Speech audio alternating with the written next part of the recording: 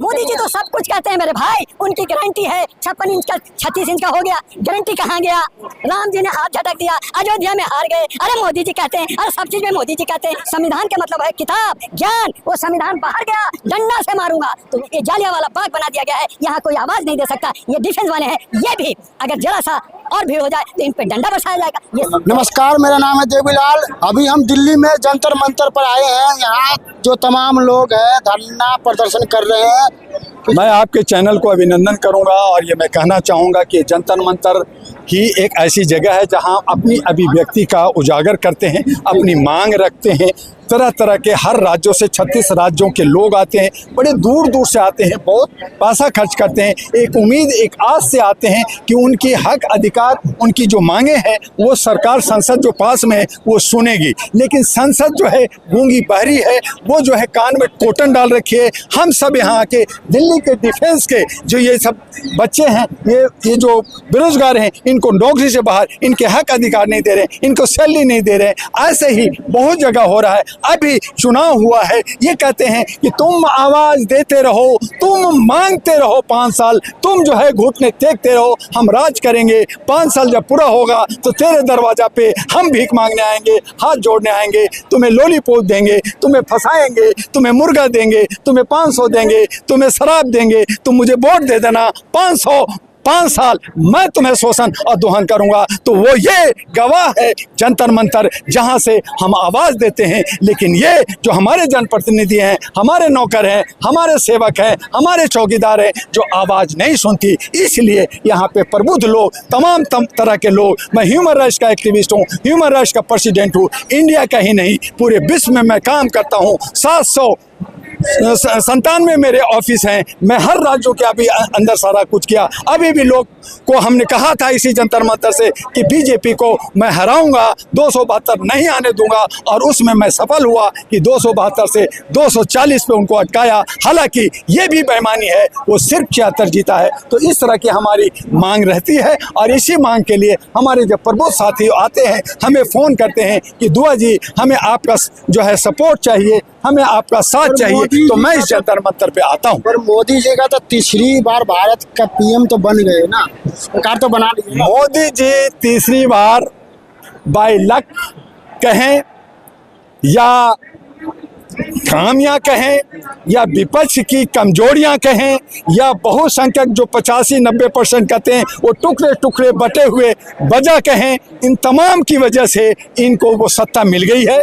लेकिन ये लंगड़ी सरकार है, ये लोकतंत्र की सरकार नहीं है, ये जनता की सरकार नहीं है, ये किसी तरह से सरकार बनी है। और ये मनमानी जनता पे अगर करेगी तो अब जन आक्रोश होगा, जनता सड़कों पे आएगी और तमाम, चाहे वो बीजेपी का हो, चाहे कांग्रेस का हो, चाहे दूसरी पार्टी का हो, तमाम नेताओं को सड़कों पे अब बांध करके मारा जाएगा। ये जो मैंडेटरी है किसी को भी 100 से ज़्यादा नहीं मिला है। अगर ये अब भी होश में नहीं आते और बेहोशी में जनता के अधिकारों को छीनते हैं, उनका संरक्षण छीनते हैं, उनको उत्पीड़ित करेंगे, शोषित करेंगे, विकास नहीं करेंगे और ये नूरा कुश्ती करेंगे, नेता करेंगे, कुर्सी करेंगे, एक को जेल भेजना, एक को आगे फंसाना, बहुत सारे कानून ला रहे हैं जिसमें जनता को खड़ा होने का, बोलने की अभिव्यक्ति छीना जाएगा।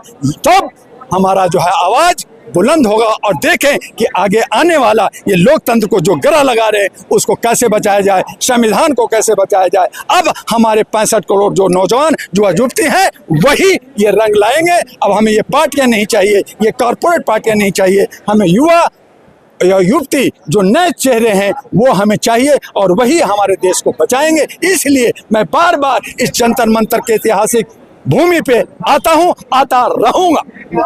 पर मोदी जी तो कहते हैं अच्छे दिन है, कोई मोदी जी तो सब कुछ कहते हैं मेरे भाई, उनकी गारंटी है 56 इंच का 36 इंच का हो गया। गारंटी कहाँ गया?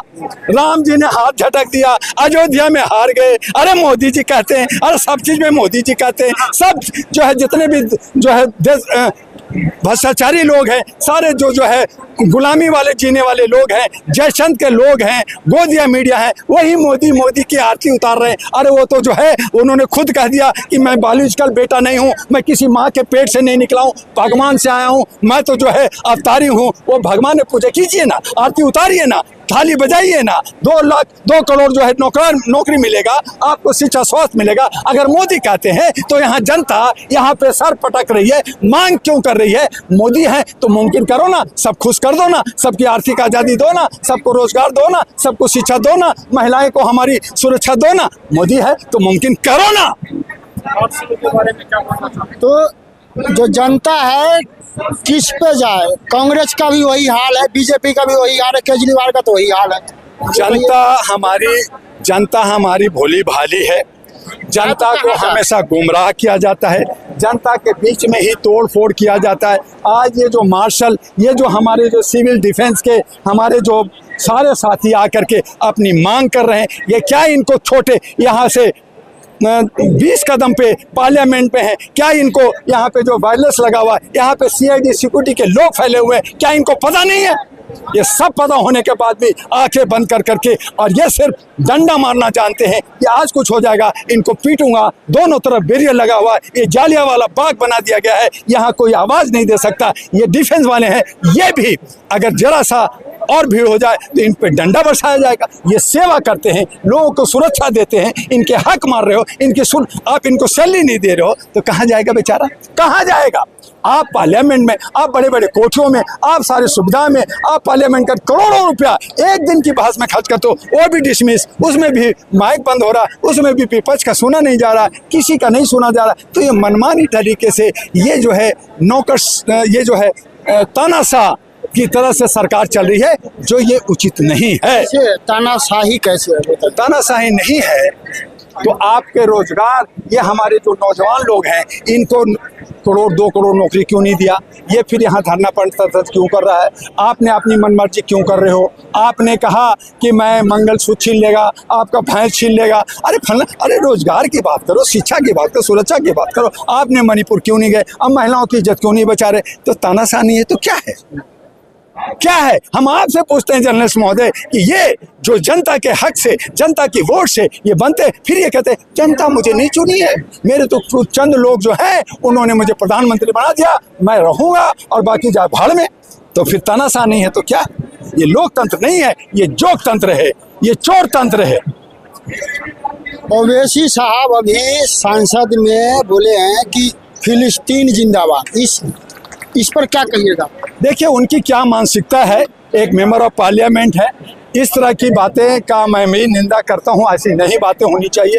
लेकिन उनकी क्या मानसिकता है, इसी पार्लियामेंट के अंदर कोई कटुआ कहता है, कोई आतंकवादी कहता है, कोई कुर्सी पटकता है, तो ये लोकतंत्र का एक मजाक हो रहा है। ये पार्लियामेंट जो है नूरा कुश्ती होता है, एक दूसरे पे दोषारोपण करते हैं, करोड़ों रुपया रोज का खर्च होता है। आप शिक्षा स्वास्थ्य सुरक्षा की बात नहीं करते, नौजवानों की बात नहीं करते, और ये बातें करके मीडिया जो है मजे ले रही है, चटकारे ले रही है, TRP बढ़ा रही है, अपना न्यूज बना रही है, तो ये नहीं चलेगा। जनता की समस्या, हमारी जो समस्या है, जो हमारी लोकल समस्या है, उस पे आवाज कौन उठाएगा? आज हमारी सोशल मीडिया नहीं होती तो हम आज जागृत नहीं होते। आज हमारी थोड़ी सी जान है तो वो सोशल मीडिया है, बाकी मीडिया कहाँ है?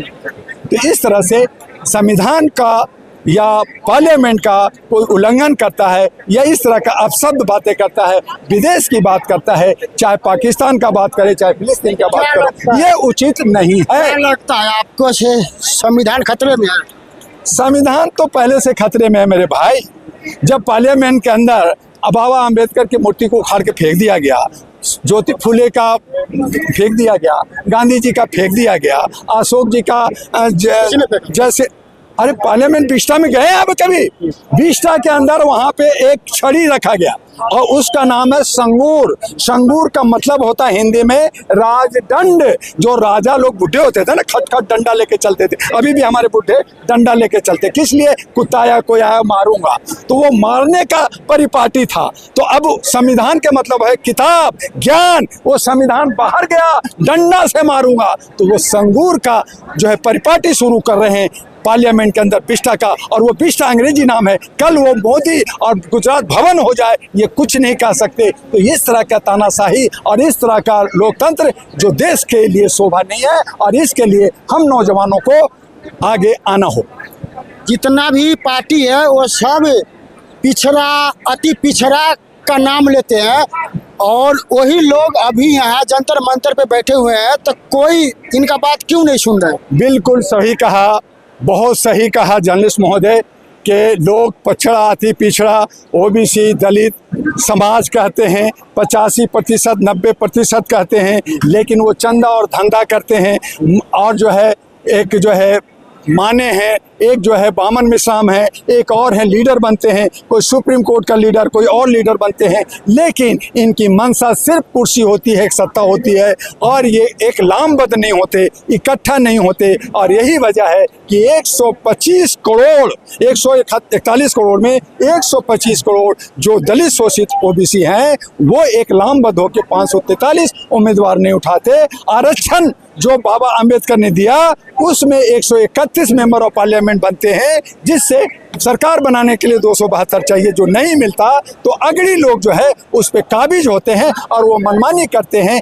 उसी को हम कह रहे हैं तानाशाह। जब तक सभी को समान रूप से सामाजिक भागीदारी और उसकी हिस्सेदारी नहीं मिलेगी, तब तक हमारे हक अधिकार छीने जाएंगे। और इसकी लड़ाई लगातार जंतर मंतर हो या रामलीला ग्राउंड हो या कोई और नुक्कड़ हो, होता रहेगा, होता रहा है। और इसका जो उत्तरदायित्व लेना चाहिए उस सरकार को लेना चाहिए। सरकार को चाहिए कि अच्छे नियत से काम करें ताकि ये धरना प्रदर्शन और ये आवाज ना उठे।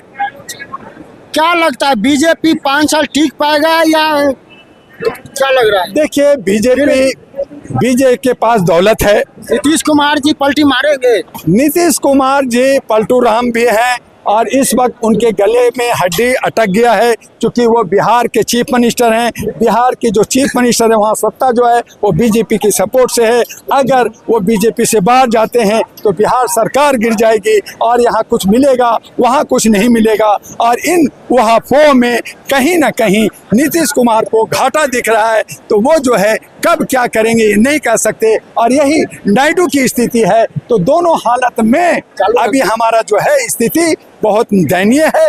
और इस हालत में बीजेपी 5 साल चलेगी नहीं चलेगी, गिरेगी, कुछ नहीं कह सकते। लेकिन हो सकता है कि जिस तरह से चतुर चालाक मोदी जी हैं, वो चतुर चालाक हैं, वो अपने तरीके से अपने को तोड़ करके, लोगों को खरीद करके, हॉर्स रेडिंग कर करके किसी तरह से अपने 5 साल पूरा कर सकते। हाँ। चतुर चालाक मोदी जी कैसे? अगर नहीं थे तो उनको जो है, जब चुनाव के वक्त में आपको काशी के में वहाँ पे सत हरिश्चंद्र का घाट है, तो वहाँ पे सत हरिश्चंद्र के घाट पे बैठना चाहिए। वो नरेंद्र 2 होने के लिए कन्याकुमारी गए, गुफा में गए, वहाँ पूजा पाठ तपस्या किया या दब खटखटाकट किया या क्या किया, कौन जानता है। तो वो जो है ये पूरा एक सिस्टम किस तरह से ढोंग रच रहे हैं, क्या क्या वो गेम खेल रहे हैं, ये तो भगवान जाने, चूंकि भगवान के अवतार हैं वो, हम तो जनता है, हम तो साधारण है। तो इस तरह से हमें सोचना होगा।